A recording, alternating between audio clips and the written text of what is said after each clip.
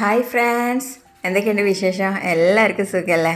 ഞാൻ ഇന്നിവിടെ എത്തിയിട്ടുള്ളത് നല്ലൊരു അടിപൊളി റെസിപ്പിയാണ് കേട്ടോ. അതായത് നമുക്ക് ഡിന്നറിനും ബ്രേക്ക്ഫാസ്റ്റിനും ഒക്കെ കഴിക്കാൻ പറ്റിയ അടിപൊളി റെസിപ്പിയാണ്.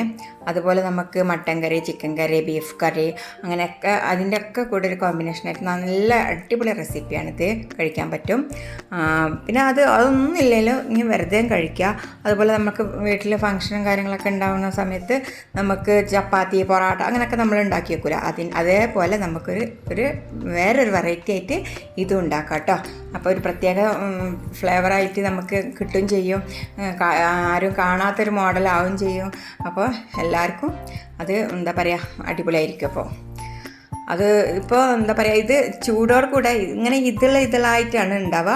ഇതിപ്പോൾ നല്ല ആവി പറക്കുന്നുണ്ട് കേട്ടോ. കാരണം ഞാൻ ഇതിൻ്റെ റെസിപ്പി രാത്രിയിലാണ് എടുക്കുന്നത്. കാരണം രാത്രിക്കത്തെ ഭക്ഷണമായിരുന്നു ഞങ്ങൾക്കിത്. ഇതും ചിക്കൻ കറിയും കൂടെ ആയിരുന്നു. അപ്പോൾ 10 ആയിരിക്കണം കേട്ടോ വീഡിയോ എടുത്ത് കഴിഞ്ഞപ്പോൾ. ഇത് റെഡി ആയപ്പോഴേക്കും അപ്പോഴത്തേനും ആകെ വിഷന്നിട്ടതായപ്പോഴത്തേനും നമ്മൾ എടുക്കാൻ ബുദ്ധിമുട്ടായിട്ടോ. അപ്പോൾ നമുക്ക് പോകാം വീഡിയോയിലേക്ക്. ആദ്യം നമുക്ക് 2 കപ്പ് അരി, ഈ ഒരു കപ്പിന് 2 കപ്പ് നെയ്ച്ചോറക്കണ അരിയാണ് കേട്ടോ. പിന്നെ കൈമ റൈസോ അല്ലെങ്കിൽ അതുപോലെ ജീരകശാല അങ്ങനെ എന്തെങ്കിലും എടുക്കാം. പച്ചരി ഇട്ടിട്ടായാലും കുഴപ്പമൊന്നുമില്ല, പക്ഷേ പച്ചരിയൊക്കെ ഇട്ടിട്ട് ടേസ്റ്റ് കുറയും കേട്ടോ. അപ്പോൾ ഈ നെയ്ച്ചോറക്കണ അരി ഉണ്ടാകുമ്പോൾ നമുക്ക് കുറച്ച് പിന്നെ ടേസ്റ്റ് ഉണ്ടാവും. അതൊരു 2-3 മണിക്കൂറോളം ഞാൻ വെള്ളത്തിലിട്ട് കുതിർത്തി വെച്ചിട്ടുണ്ടായിരുന്നു. അതിനുശേഷം നന്നായിട്ട് കഴുകി വെള്ളം ഊറ്റി വെച്ചിട്ടുണ്ട്. പിന്നെ അതിലേക്ക് നമുക്കൊരു 3 മുട്ട പൊടിച്ച് കഴിക്കാം. പിന്നെ വേണ്ടത് ഒരു 3 ടേബിൾ സ്പൂൺ ചോറാണ് കേട്ടോ. 3 ടേബിൾ സ്പൂൺ ചോറ് ഇട്ടെടുക്കാം. പിന്നെ ഇത് അരക്കണ സമയത്ത് വെള്ളത്തിലല്ല അരക്കണത്, തേങ്ങാപ്പാലിലാണ് അരക്കണത്. ഫുള്ളും തേങ്ങാപ്പാൽ മാത്രമാണ് ഇതിന് യൂസ് ചെയ്യണത്. അപ്പോൾ നമുക്ക് കുറച്ച് തേങ്ങാപ്പാൽ ആദ്യം ഒഴിച്ചു കൊടുക്കുക, എന്നിട്ട് നന്നായിട്ടൊന്ന് അരച്ചെടുക്കാം കേട്ടോ. ഇപ്പം നന്നായിട്ട് അരച്ചെടുത്തിട്ടുണ്ട്. ഇതിൽ ഏകദേശം ഒരു 2.5 കപ്പ് തേങ്ങാപ്പാൽ എനിക്ക് വന്നു കേട്ടോ. 2 കപ്പ് അരി അരച്ചെടുക്കാൻ 2.5 കപ്പ് തേങ്ങാപ്പാലിലാണ് ഞാൻ ഇത് കലക്കിയെടുത്തിട്ടുള്ളത്.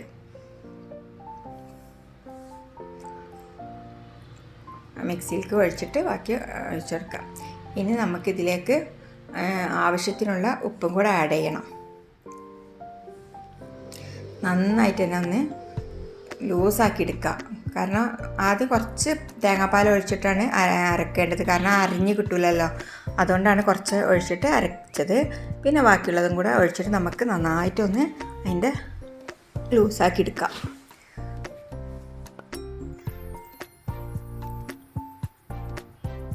കുറേശ്ശെ ഒഴിക്കായിരുന്നു ഞാൻ. പിന്നെ ആവശ്യത്തിന് ഉപ്പും ചേർത്ത് കൊടുക്കാം കേട്ടോ. നന്നായിട്ട് തന്നെ ഇളക്കി യോജിപ്പിക്കാം.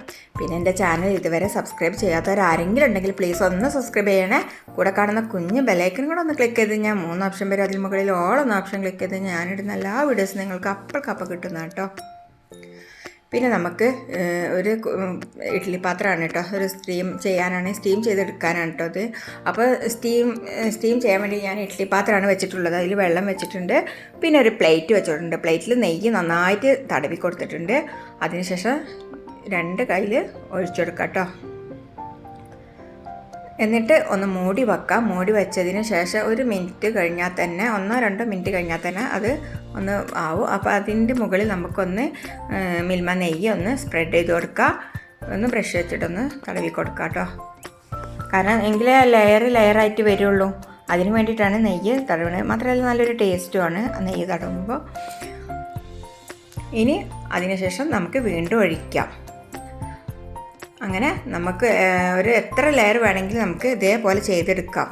ഇനി അടച്ചു കഴിഞ്ഞ് 1 മിനിറ്റ് കഴിഞ്ഞാൽ തുറക്കാം. പിന്നെ നെയ്യ് ഒഴിക്കാം. പിന്നെ അത് പാരാം. അങ്ങനെ നമുക്ക് ഫുള്ളായിട്ട് ഞാനിപ്പോൾ ഇത് ചെയ്തെടുത്തിട്ടുണ്ട് കേട്ടോ.